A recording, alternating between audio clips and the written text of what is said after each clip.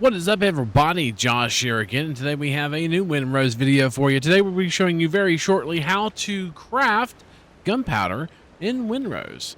Let's get into it, shall we? So to craft gunpowder in Windrose, you're going to need two things. Very first thing you're going to need is corn. Yes, corn. For some odd reason, you have to unlock corn to get to the Millstone. And of course, the Millstone is where you actually go and craft gunpowder. You also have to have some progress done on your mission and defeat the very first boss. So you've had to do your main quest all the way up to the very first boss and defeat the very first boss, Thomas Richards. And after you kill Thomas Richards, you're going to get access to the Foothills. The Foothills is where you're actually going to find corn, and corn is the item that unlocks the Millstone. And we'll explain briefly where to get corn and how to find it in the Foothills. And once you find you a Foothills location, you're going to have to find you a location called an ancient village.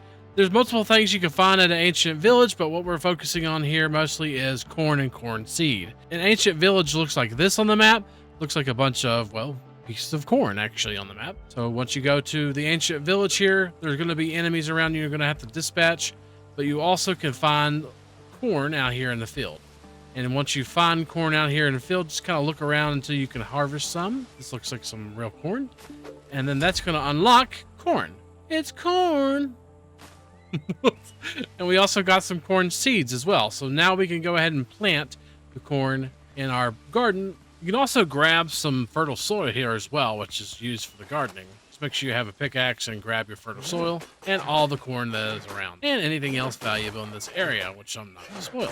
Make you a millstone part, which is quite easy to do in the workbench. Right here, you have millstone part, just requires stone. Make you at least one millstone part and place the bench inside of your base like this right here.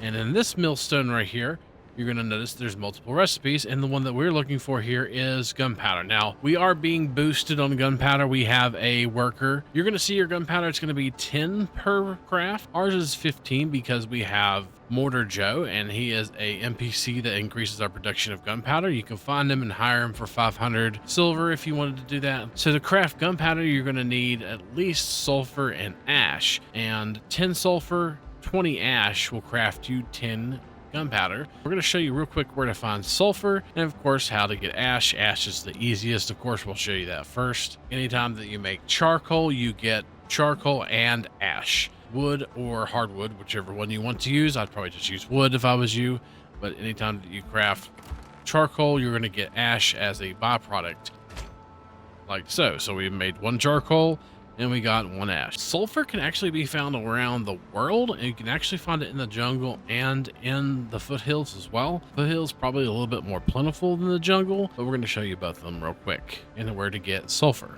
Sometimes while you're out in the jungles, like this right here, you'll see these little rocks that have little yellow protrusions from them. This is sulfur.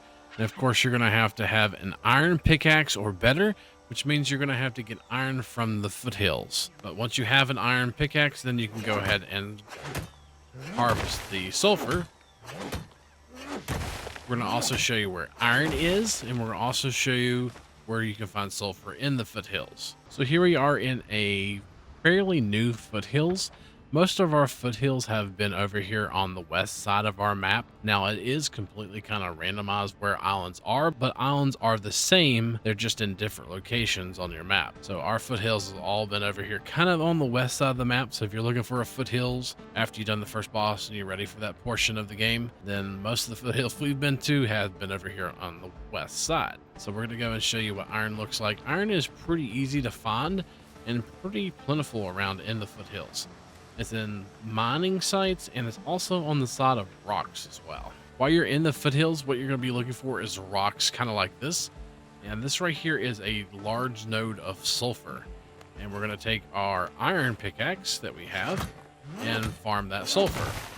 And you can get plenty of sulfur around in the areas like this.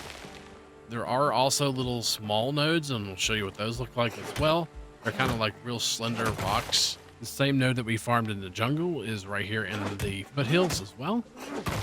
Go ahead and farm it out.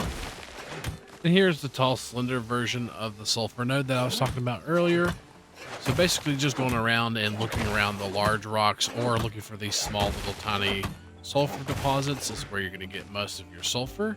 Now we're going to go ahead and show you where you can get some iron Iron is from these same large rocks, believe it or not. You can sometimes find poor or better iron deposits on the side of these rocks where you can get some Foothills iron ore.